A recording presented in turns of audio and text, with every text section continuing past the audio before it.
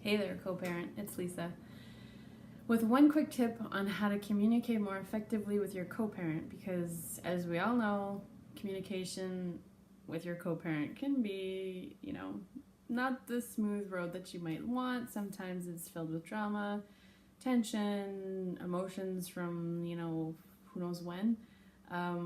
Baggage that you haven't actually let go of yet can come up at any time depending on what the question is or what kind of topic you're on with them. So let's try one quick thing that should give you results right away, and it's not too difficult once you get the hang of it. Basically, when you're talking to your co-parent, it's really important to drop all the, subtle digs, all the little, extra fluff that you want to add to the conversation. So my ex and I, we discuss almost everything on text and email so that it's, depersonalized in the sense that it's just like written on a screen. With that, we also don't add any fluff to the conversation. So it's just the facts. So for example, instead of somebody asks a question like, can I have this weekend instead of that weekend? Or if we take summer vacation on this week, I know, the other person might have to move their weeks around, but it's not the end, hopefully it's not the end of the world. So instead of asking that with a bunch of front end and back end bullshit, we would just simply ask, can you take the kids on whatever weekend? I'll switch them for this other weekend. And that's it, just that question.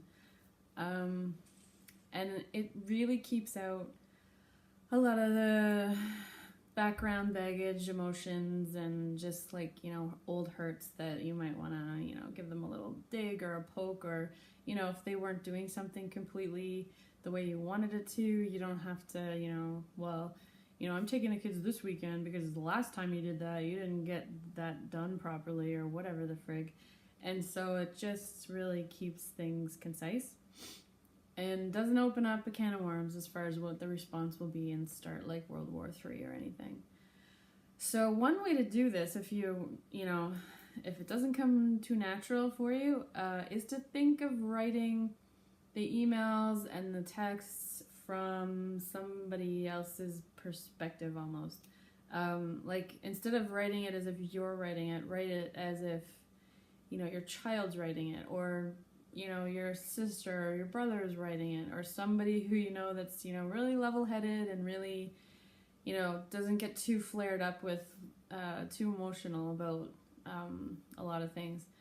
So somebody like your Libra best friend or something like that. So basically, if you wanted to switch weekends, your child isn't going to sit there and be like, so because you switched before and that screwed my life up, this time I'm doing this and there's no debate about it. Your child's just going to say, can we head to your house on this weekend instead of this one because mom's doing something else? That's it. There's no burgeoning amount of emotion coming out of that, if you know what I'm saying. Anyway, so think about that.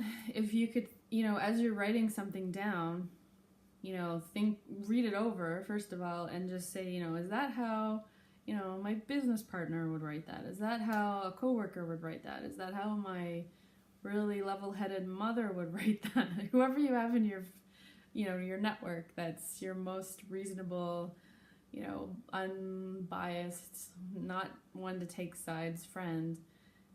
Write it in their perspective, and maybe that'll help you it'll help you practice it until it comes natural to you. And that's it. This video, if you want to have more information on any other topics related to separation or divorce, my website, check out my website. It's at www.lisanichol.ca, and all the information is at the bottom of my channel. Thanks. Have a good day. Take care.